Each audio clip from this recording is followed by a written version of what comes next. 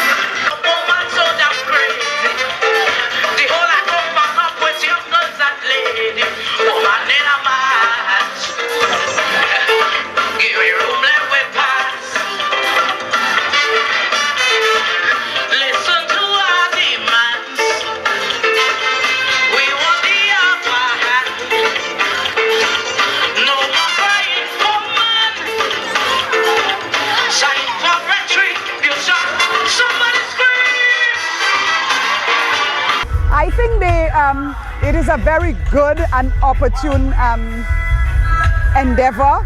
My disappointment is the number of persons who turned up.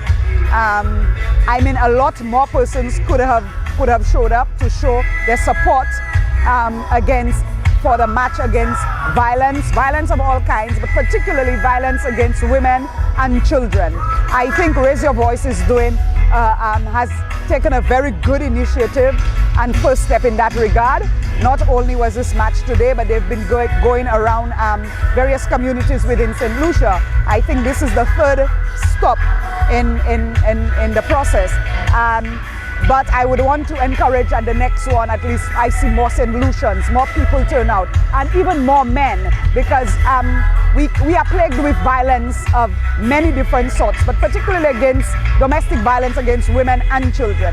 And once women are affected, we know that children are affected, because we have so many single family homes and mothers are the head of households in St. Lucia predominantly. And once the women, I say, are affected, children will be affected. Now that in itself speaks to the domino effect, and it affects society, because these are people, young people, who will be the future of tomorrow of our country. And we need to do whatever it is. And I'm encouraging St. Lucians throughout the length and breadth of St. Lucia, whatever walk of life, whatever political affiliation or religious denomination, come and join, because I think Raise Your Voice in that regard is raising their voice, and we need all to raise our voices against violence in our nation. But you're also calling on the lawmakers and so on. How do you suggest that will channel to the lawmakers? Well, if we speak hard enough, it may prompt lawmakers and legislatures, the parliamentarians, for example, to see the need, and particularly the government, to see the need to perhaps tighten the laws regarding offenses of that nature and heighten the penalties in that regard. I think this is a way we can go. But get a lot of people to speak. So it's not just the match. If we can speak to it, St. Lucia has become a talk show and television show nation, watches a lot. Why can't the next move to take it to the television and the talk shows and continue in that vein? But I think by and large a lot more can be done. But perhaps if the laws were strengthened to the extent that the punishment were graver, perhaps we can send a message, a clearer message this way. And I think that is where the legislators come in and the justice system.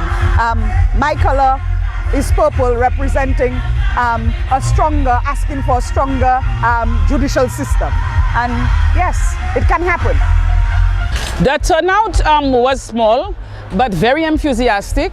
But we're not worried about the turnout. We know everybody, we walked through the streets of Castries and everybody heard the message. The message was clear, the message was on point, and we know from tomorrow, from this evening, everybody will look within themselves and say we need to stop this violence against women and children and against our society in general. So what's next for the organization? The next thing we're going to do, we have 3 public service announcements against violence in our society. We are going to unveil.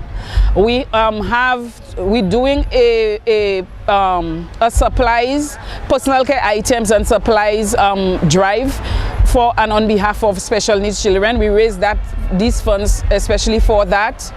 We also have I think is one of the days during the week is Anti-Corruption Day, International Anti-Corruption Day, and we are asking everybody in St. Lucia, call their parliamentarians and demand anti-corruption legislation. Demand that we are a country free of corruption. We have, there is an article floating online that St. Lucia has been blacklisted as a money laundering country, and we're quite concerned about that, because when these things happen, development is really limited. People are weary of coming to St. Lucia to do business, and we're asking that the Prime Minister take up this responsibility very seriously and do what he has to do to walk back this situation. We had 812 cases of child abuse between 2013 and 2015.